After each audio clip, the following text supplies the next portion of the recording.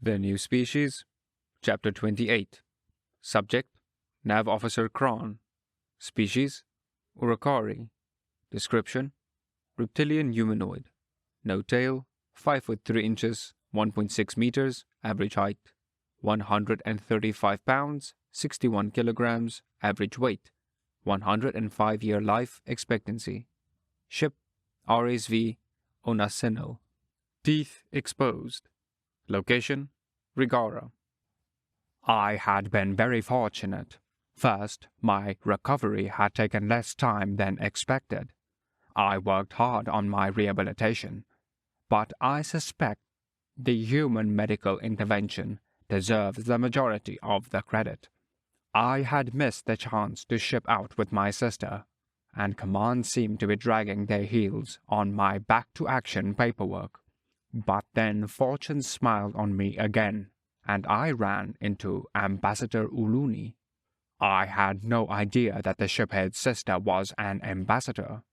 She was able to get me a ride to Sol to rejoin the Loalana. I was supposed to be a guest aboard the ship, but then fortune gave me yet another grin. The primary nav officer fell ill, and the shiphead Unas decided to give me the role instead of making the secondary nav officer work double shifts. So now I get to be aboard the bridge of the RSV Onasenal as the Republic fleet jumps to Sol, and even get to make the jump happen. What luck to be part of one of the biggest moments in the Republic's history. All right, crew, get ready. We're going to be getting the order to jump any minute now. I don't want to be the reason the fleet's held up. Do you? Unas asked while crossing all 4 of his arms. No, sir, we all shouted back. Shiphead Unas was stricter than Olina, but I guess that's to be expected from an Isolan. I'd never served under an Isolan before, but I'd heard a lot of stories about them. I hadn't put too much stock in these stories, because scuttlebutt is usually about one-upmanship and you can't trust it.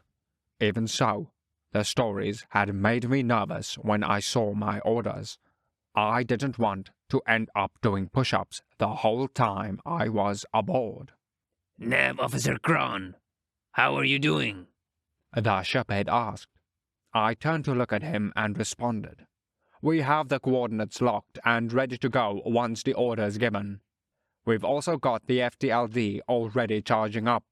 At this rate, we might be the first ones to jump, sir. That's what I want to hear. Good work, he said. The tension aboard the bridge was palpable. We were part of the biggest fleet that anyone's seen. Sure, there had been battles where we had more than 2 million ships in the fray before, but those were separate fleets. This is one super large fleet. I wished I was able to see the aliens' reactions.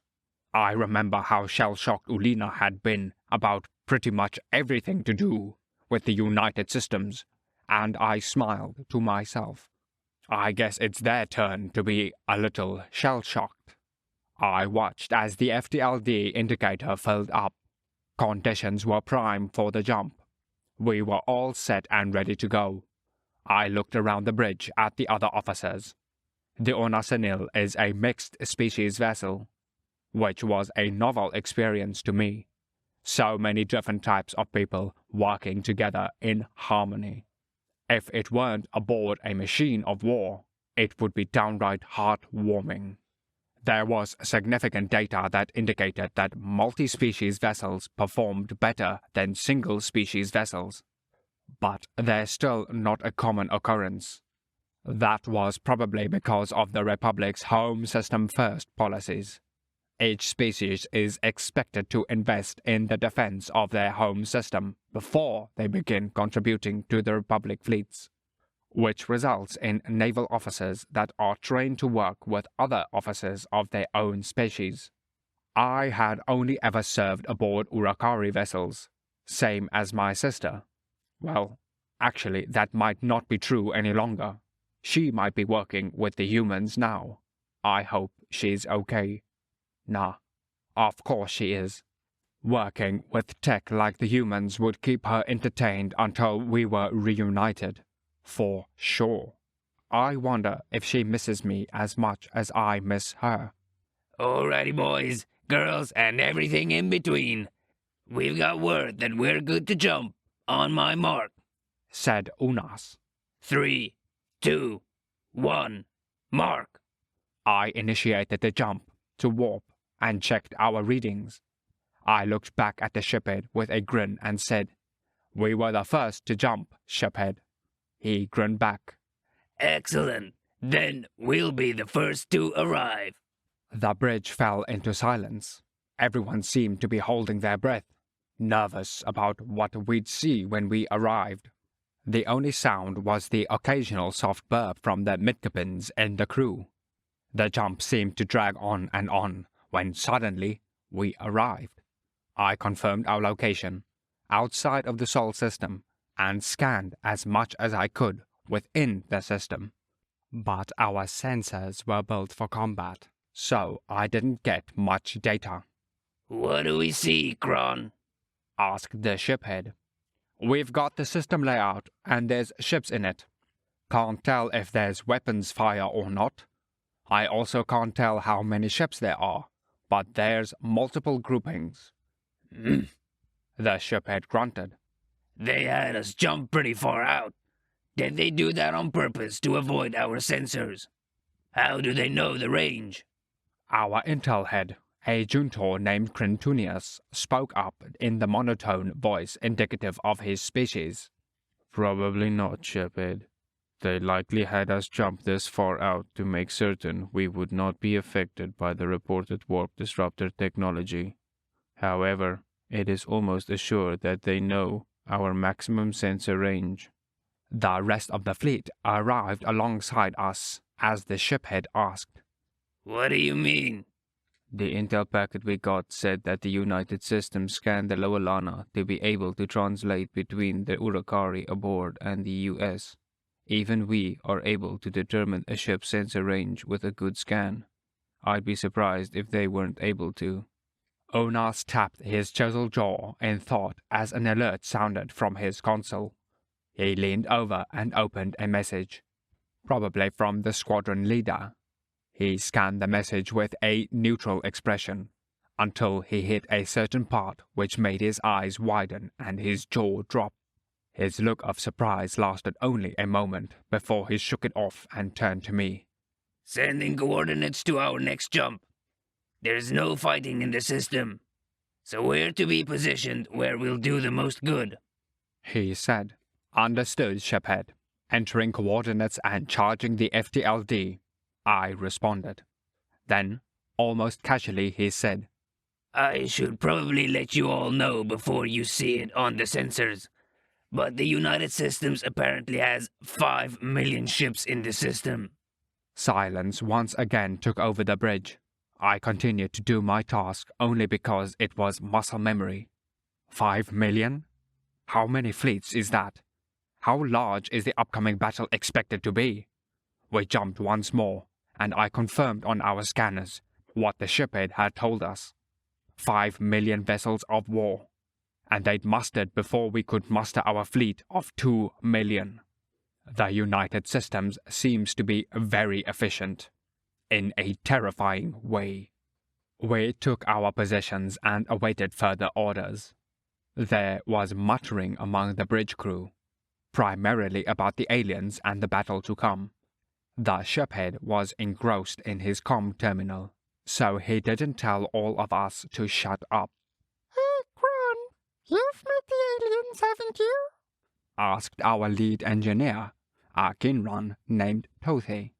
Yes, but I was in medbay the entire time after a significant head wound.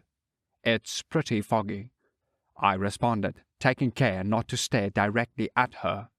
Looking directly at a Kinran during conversation always turns me into a stuttering mess, no matter how many mind over matter classes I take. Oh, yeah. Sorry. I wanted to ask what they look like. Tothe nervously continued. They're bipedal, with 2 arms. The ones I saw had different skin tones, with very little hair, except on their crown. Their hair colors varied as well.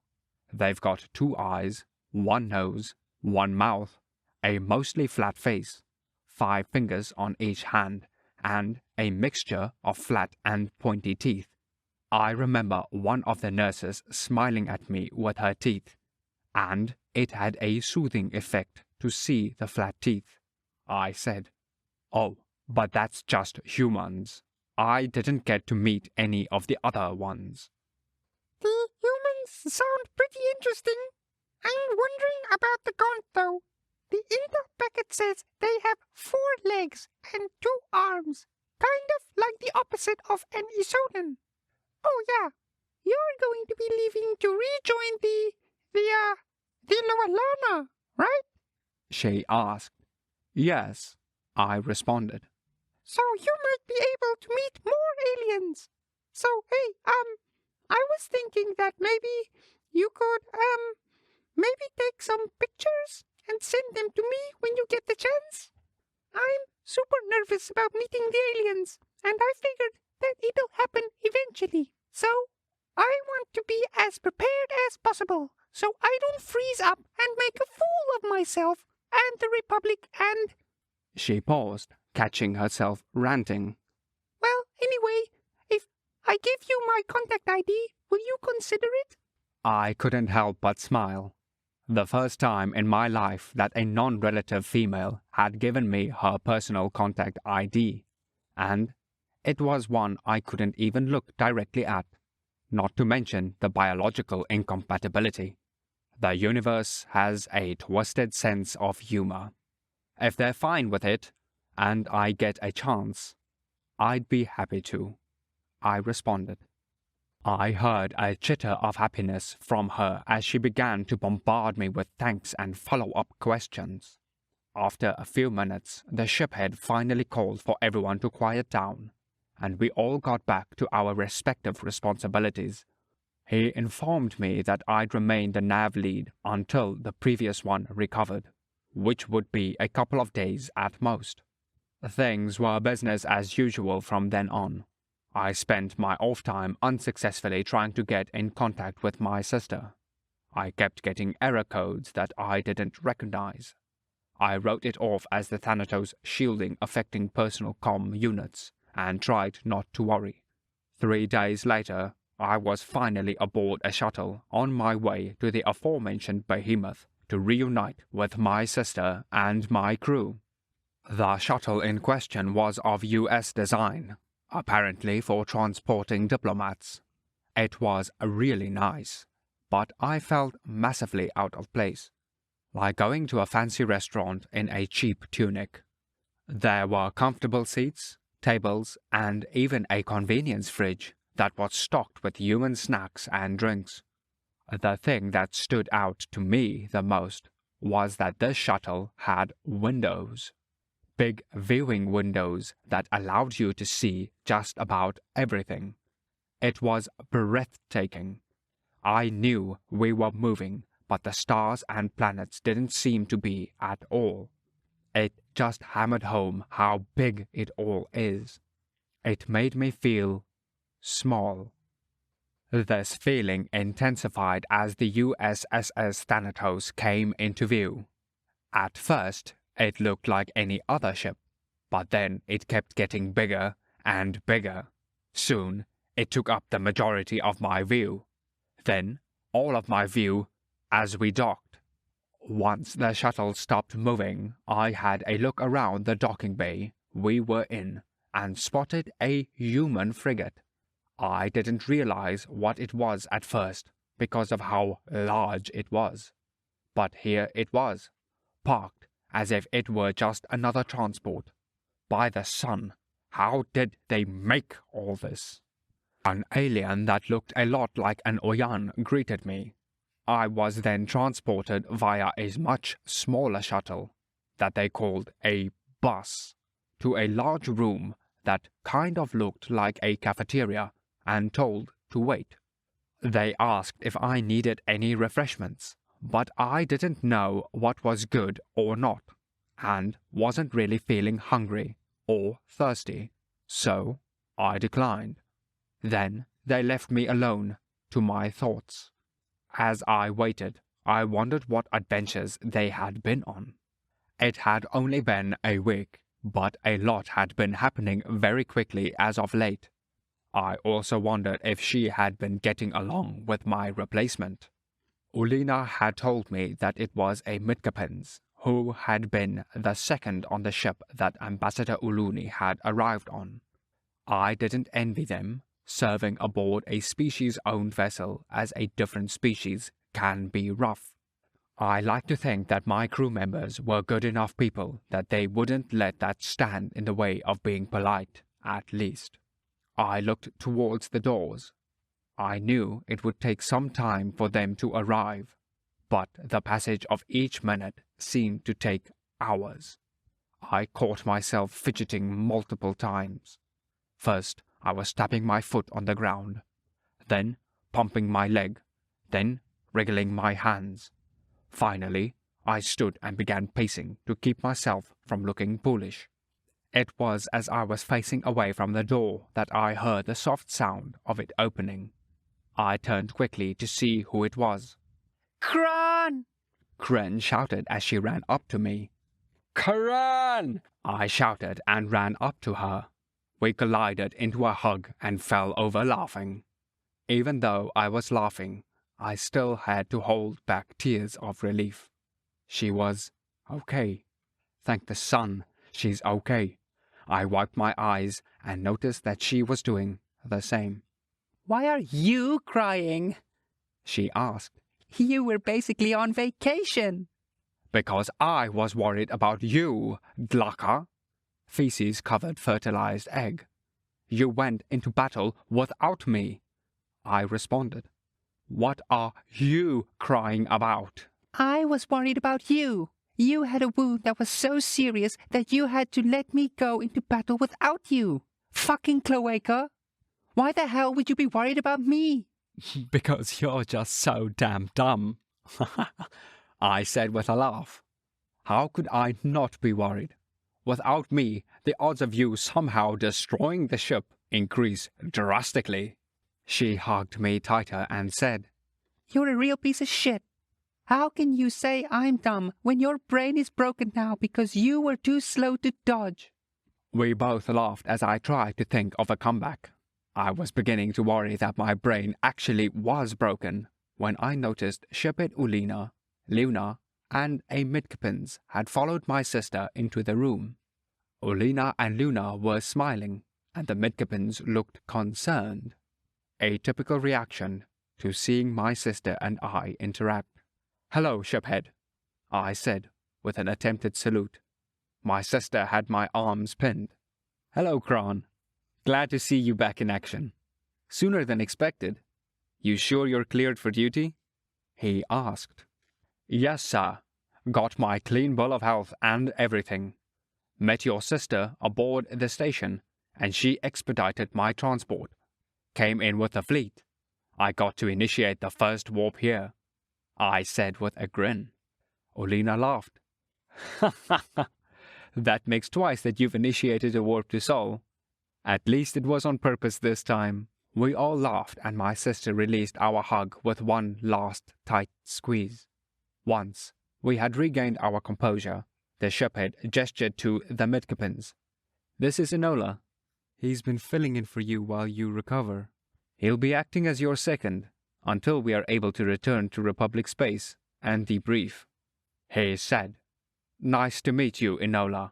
Sorry to run you ragged, I said. So, Jular didn't make it. I'm afraid not, came the reply I was dreading. I hadn't seen my second aboard the station with the rest of the wounded. I had assumed the worst when she didn't come to visit me with the shiphead and Kryn, but had hoped that she was just busy covering for me. A deep sadness settled into my heart. She had been a great second. Not only was she a skilled navigator, she always cleaned up after her shift and never made any adjustments to our shared settings. We had even fancied each other, but neither of us were brave enough to make the first move. I'll miss her deeply. I'll do my best to live up to the standards Jular set, Enola said. It didn't make me feel any better, but it also didn't make me feel any worse, so I gave him a nod. Indeed. Anyways, sorry to do this to you, Kron, but your first shift is going to be double to give Enola the chance to recuperate. He's been pulling doubles ever since coming aboard, Olena said. I'll give you a chance to get back in the swing of things. That's not Enola began. Yes, sir, I interrupted. I wasn't thrilled to have double duty, but a tired navigator was a time bomb, no matter how skilled they are. Even muscle memory can't help you when you've got the tired twitches. I'll gladly take the hit. Olena smiled and looked at Kryn and I with something akin to pride. Well then, that's settled. Let's get back to the ship.